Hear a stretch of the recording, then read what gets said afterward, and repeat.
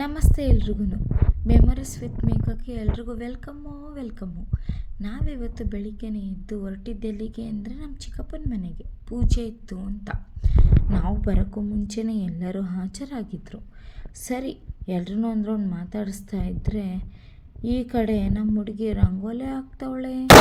Wow, ಎಂಥ beautiful ರಂಗೋಲೆ ಇದು ಅಂತ ಹೇಳಿಬಿಟ್ಟು ಎಲ್ಲರೂ ಒಂದು ರೌಂಡ್ ಮಾತಾಡಿಸ್ತಾ ಇದ್ರೆ ನಮ್ಮ ಚಿಕ್ಕಪ್ಪ ಮಧ್ಯೆ ಬಂದು ಎಲ್ಲ ಕೆಲಸ ಮುಗಿದ್ಮೇಲೆ ಬಂದ್ಯಾ ಅಂತ ಬೈದು ಬಿಡೋದ. ನಮ್ಮ ಹುಡುಗಿಗೆ ನಗು ಬಂದ್ಬಿಡ್ತು. ಇರಲಿ, ಎಲ್ಲರ ಹತ್ರನೂ ಇನ್ನೊಂದು ರೌಂಡ್ ಬೈಸ್ಕೊಂಡು ಖುಷಿಯಾಗಿ ಪೂಜೆಗೆ ಹೊರಟ್ವಿ. ನಮ್ಮ ಅಣ್ಣಂದರು ಇಬ್ಬರೂ ಪೂಜೆ ಮಾಡಿ ಎಲ್ರಿಗೂ ಮಂಗಳಾರತಿ ಕೊಟ್ಟರು. ಮಂಗಳಾರತಿ ತೊಗೊಂಡಾದ್ಮೇಲೆ ನಮ್ಮ ಚಿಕ್ಕಮ್ಮಂಗೊಂದು ನಮಸ್ಕಾರ ಮಾಡಿ ಎಲ್ಲರೂ ಕೂತಿದ್ದೆಲ್ಲಿಗೆ ಊಟಕ್ಕೆ ಅಂತ ಹಾಜರಾಗಿರೋ ನಮಗೆ ನನ್ನ ತಂಗಿ ಬಂದು ಪಕ್ಕ ಕೂತ್ಕೊಂಡ್ಳು. ಎಲ್ರಿಗೂ ಊಟಕ್ಕೆ ಬಡ್ಸೋಕ್ಕೆ ರೆಡಿ ಮಾಡಿದ್ರು, ಮೃಷ್ಟಾನ್ನ ಭೋಜನ. ನಾವು ಊಟಕ್ಕೆ ಕೂತ್ಕೊಂಡು ಎಲ್ಲರೂ ಒಂದು ರೌಂಡ್ ತಲೆ ಹರಟೆ ಮಾಡಿ ಒಂದು ಸ್ವಲ್ಪ ನಕ್ಕು ನಗಾಡಿ ಇನ್ನೊಂದು ಸ್ವಲ್ಪ ಎಲ್ರಿಗೂ ಹಿಂಸೆ ಕೊಟ್ಟು ಇವರೆಲ್ಲರೂ ಊಟಕ್ಕೆ ಕೂತ್ಕೊಂಡ್ರು ಲಾಸ್ಟಲ್ಲಿ. ಪಾಪ, ಯಾಕಂದರೆ ಕೆಲಸ ಮಾಡ್ತಾಯಿದ್ರಲ್ವ. ನಾವು ನೋಡಿದ್ರೆ ತಿಂದುಬಿಟ್ಟು ವೀಡಿಯೋ ಮಾಡ್ತಾ ಕೂತಿದ್ದೀವಿ. ಹೊರಗಡೆ ಹೋಗಿ ಇವರೆಲ್ಲರನ್ನೂ ಇನ್ನೊಂದು ರೌಂಡು ಮಾತಾಡಿಸ್ಕೊಂಡು ಬಂದ್ವಿ. ಯಾಕಂದರೆ ತುಂಬ ದಿನ ಆದಮೇಲೆ ಮಾತಾಡಿದ್ವಲ್ಲ. ನಮ್ಮ ಬೆಟಾಲಿಯನ್ಗಳು ಬಂದು ನನಗೊಂದು ಸ್ವಲ್ಪ ಹಿಂಸೆ ಕೊಟ್ಟರು. ಸರಿ ಅಂತ ಹೇಳಿ ಇವರು ಒಳಗಡೆ ಹೋಗಿ ನೋಡಿದರೆ ಇವರು ಊಟ ಇನ್ನೂ ಮುಗಿಸ್ಲೇ ಇಲ್ಲ. ಲಾಸ್ಟಲ್ಲಿ ಇವರೆಲ್ಲರೂ ಏನಂದ್ರು ಗೊತ್ತಾ? ಊಟಕ್ಕಿಂತ ಉಪ್ಪಿನಕಾಯಿ ರುಚಿ ಅಂದ್ಬಿಡದ. Oh my God. ಇವರು ಸೂಪರ್ ಅಂತ ಹೇಳಿ ನಮ್ಮ ಚಿಕ್ಕಪ್ಪ ಚಿಕ್ಕಮ್ಮ ಇನ್ನು ನಮ್ಮ ಅತ್ತೆ ನಮ್ಮ ಅಜ್ಜಿ ಎಲ್ಲರನ್ನೂ ಗೋಳಿಕೊಂಡು ನೋಡಿದ್ರೆ ನೈಟೇ ಹಾಕೊಂಡಿರೋಳು ವೀಡಿಯೋ ಮಾಡ್ತಾವಳೆ ಅಂದ್ಬಿಟ್ರು. ಸಡನ್ನಾಗಿ ಟರ್ನಾಗಿ ಇವ್ರನ್ನ ನೋಡಿದ್ರೆ ಮೇಡಮ್ ಅವ್ರು ಜಡೆ ಹಾಕ್ಸ್ಕೊತಾ ಇದ್ರು. ಮಲಗಿರೋ ಅವ್ರ ಅಮ್ಮಂಗೆ ಕಾಟ ಕೊಡ್ತಿದ್ರು. ನಾವೇನು ಮಾಡಿದ್ವಿ ಗೊತ್ತಾ? ಇಲ್ಲಿ ನೋಡಿ, ಬೂಚಿ ಹೋಗುತ್ತೆ. ಆ ಮಾಡು ಹಂಗೆ ಇರು ಒಳಗೆ ಹಾಕ್ಬಿಡ. ನಾಲ್ಗೆ ಆಚೆ ಹಾಕು ನಾಲ್ಗೆ ಹಾಂ ಹಂಗೆ ಇರಲಿ, ಬೂಚಿ ಹೊಟ್ಟೋಗುತ್ತೆ. ತೋರ್ಸ, ಅಮ್ಮಂಗೆ ಹೇಳು ಅಮ್ಮ ಅಲ್ಲ,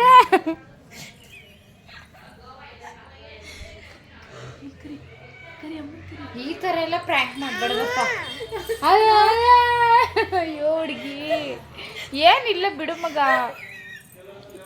ಇಲ್ಲಿ ಬಂದು ನೋಡಿದ್ರೆ ಇವರು ಕಾರ್ಡ್ಸ್ ಆಡ್ತವ್ರೆ. ವಾವ್, ಆ ಹುಡುಗಿ ಕಟ್ಟ ಕೊಟ್ಟಿದ್ದಕ್ಕೆ ಇವ್ರು ಸೂಪರಾಗಿ ಆಟಾಡ್ತವ್ರೆ ಅಂದ್ಕೊಂಡು ಇನ್ನು ಲೇಟಾಗಿ ಬಂದಿರೋರಿಗೆ ಸ್ವಲ್ಪ ಊಟ ಎಲ್ಲ ಬಡಿಸಿದ್ರು. ಎಲ್ಲ ಮುಗಿದ್ಮೇಲೆ ಈ ಕಡೆ ನಮ್ಮ ಹುಡುಗಿ ಹೋಗೋಣ ಮನೆಗೆ ಅಂತ ಹೇಳಿ ರೆಡಿ ಆಗ್ತಾ ಇದ್ಲು. ಈ ಕಡೆ ನೋಡಿದರೆ ಒಂದು ಬ್ಯೂಟಿಫುಲ್ ಲವ್ ಸ್ಟೋರಿ ನಡೀತಾ ಇತ್ತು. ವಾವ್, ಅಮರ ಮಧುರ ಪ್ರೇಮ. ಇಂಥ ಲವ್ ಸ್ಟೋರಿನ ನಾನಂತೂ ನೋಡಿರಲಿಲ್ಲಪ್ಪ. ಸರಿ, ಇಲ್ಲಿ ನೋಡಿದ್ರಿ ಇವರಿಬ್ಬರು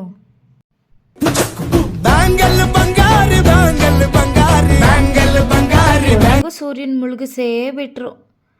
ಸರಿ, ಇನ್ನೇನು ಮಾಡೋದು? ಇವರಿಬ್ಬರು ಕೊರಿಯೋಗ್ರಫಿನ ಸೂರ್ಯನೇ ನೋಡಿ ಬೇಜಾರಾಗಿ ಮನೆಗೆ ಹೋದ ಅಂತ ಒಳಗಡೆ ಕರ್ಕೊಂಡು ಹೋಗಿ ಫೈನಲಿ ಇವರಿಬ್ರಿಗೂ ಡ್ಯಾನ್ಸ್ ಹೇಳ್ಕೊಟ್ಟೆ ಮುಗಿಸ್ತು. ರೀಲ್ಸ್ ಮಾಡ್ತಿದ್ರೆ ಇವಳು ಈ ಥರ ಪ್ರತ್ಯಕ್ಷ ಆಗಿಬಿಟ್ಲು. ವಾವ್, ಸೂಪರ್ ಅಂತ ರೀಲ್ಸ್ ಮುಗಿಸಿ ಇವರಿಬ್ಬರು ಗಲಾಟೆ ತಡೆಯೋಕ್ಕಾಗದೆ ಈ ಥರ ಪನಿಷ್ಮೆಂಟ್ ಕೊಟ್ವಿ. Silent challenge. ಅದಕ್ಕೆ ಬೇರೆಯವ್ರ ರೆಸ್ಪಾನ್ಸ್ ನೋಡೋಣ. ಅಲ್ಲ, ನಿಂಗೆ ಮನ್ಸೊಳಗೆ ಏನು ಅನ್ನಿಸ್ತೈತೆ?